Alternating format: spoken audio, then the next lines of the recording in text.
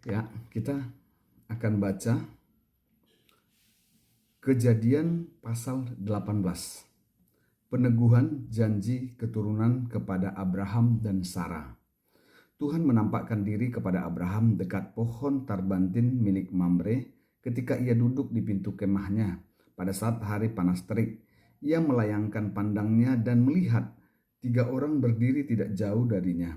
Melihat mereka, ia berlari dari pintu kemahnya, menyongsong mereka lalu sujud sampai ke tanah.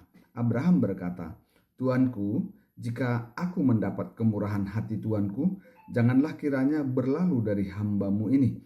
Biarlah diambil air sedikit, basuhlah kakimu dan beristirahatlah di bawah pohon ini. Aku akan mengambil sepotong roti supaya tuan-tuan segar kembali. Kemudian tuan-tuan boleh meneruskan perjalanan, sebab untuk itulah tuan-tuan telah datang di tempat hambamu ini." Jawab mereka, "Lakukanlah seperti yang kau katakan itu." Abraham segera pergi ke kemah menemui Sarah, katanya, "Cepatlah ambil 3 sukat tepung yang terbaik, buatlah adonan lalu buatlah roti bundar." Lalu Abraham berlari ke kawanan lembunya, ia mengambil seekor anak lembu yang empuk dan baik dan memberikannya kepada seorang hambanya. Lalu orang ini segera mengolahnya.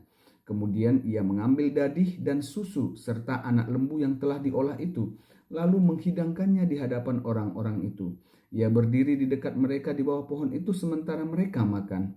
Mereka lalu berkata kepadanya, "Di manakah Sarah istrimu?" Jawabnya, "Di sana, di dalam kemah." Firman-Nya, "Sesungguhnya aku akan kembali menemui engkau tahun depan. Pada waktu itulah Sarah, istrimu, akan mempunyai seorang anak laki-laki." Sarah mendengar dari balik pintu kemah yang ada di belakangnya. Abraham dan Sarah telah tua dan lanjut umurnya. Sarah tidak lagi mendapat haid. Tertawalah Sarah dalam hatinya, katanya, "Aku sudah renta. Akan berahikah aku? Tuanku juga sudah tua." Lalu berfirmanlah Tuhan kepada Abraham, "Mengapa Sarah tertawa dan berkata, 'Sungguhkah aku akan melahirkan anak padahal aku sudah tua?' Adakah sesuatu yang mustahil bagi Tuhan? Pada waktu yang telah ditetapkan itu, tahun depan, aku akan kembali menemui engkau." Pada waktu itulah Sarah mempunyai seorang anak laki-laki, tetapi Sarah menyangkal, katanya, "Aku tidak tertawa," sebab ia takut. Namun Tuhan berfirman, "Tidak, engkau memang tertawa tadi." Permohonan Abraham untuk Sodom. Lalu orang-orang itu berangkat dari sana dan memandang ke arah Sodom. Abraham berjalan bersama mereka untuk mengantarkan mereka. Berpikirlah Tuhan, "Apakah aku akan menyembunyikan dari Abraham apa yang hendak kulakukan? Bukankah Abraham akan menjadi bangsa yang besar serta berkuasa, dan oleh dia segala bangsa di bumi akan mendapat berkat? Sebab aku telah memilih dia supaya ia memerintahkan anak-anaknya dan keturunannya untuk tetap mengikuti jalan Tuhan dengan melakukan kebenaran dan keadilan, juga supaya Tuhan memberi kepada Abraham apa yang dijanjikannya kepadanya." Berfirmanlah Tuhan, "Jeritan terhadap Sodom dan Gomora sungguh banyak dan sungguh sangat berat dosanya. Baiklah aku turun dan melihat apakah mereka benar-benar telah berperilaku seperti jeritan yang sampai kepadaku. Jika tidak, aku akan mengetahuinya." Lalu orang-orang itu meninggalkan tempat itu dan berjalan ke Sodom. Tetapi Abraham masih tetap berdiri di hadapan Tuhan. Abraham datang mendekat dan berkata, "Apakah engkau akan melenyapkan orang benar bersama orang fasik? Bagaimana kalau ada 50 orang benar dalam kota itu? Apakah engkau akan melenyapkan tempat itu dan tidak mengampuninya demi ke-50 orang benar yang ada di dalamnya? Tidak mungkin engkau berbuat demikian, membunuh orang benar bersama orang fasik, sehingga orang benar disamakan dengan orang fasik. Itu tidak mungkin bagimu. Bagaimana mungkin hakim seluruh bumi tidak berlaku adil?" Tuhan berfirman, "Jika aku menemukan 50 orang benar dalam kota Sodom, aku akan mengampuni seluruh tempat itu demi mereka."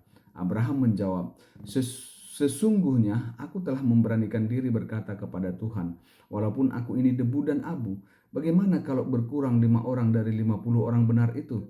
Apakah engkau akan memusnahkan seluruh kota itu karena 5 orang itu?"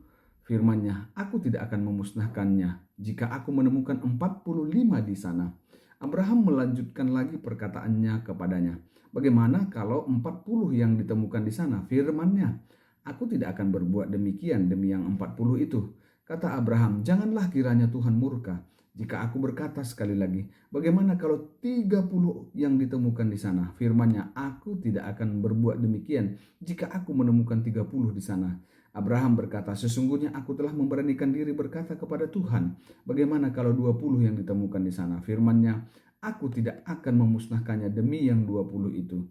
Kata Abraham, janganlah kiranya Tuhan murka jika aku berkata lagi, sekali ini saja. Bagaimana kalau 10 yang ditemukan di sana? Firman-Nya, aku tidak akan memusnahkannya demi yang 10 itu.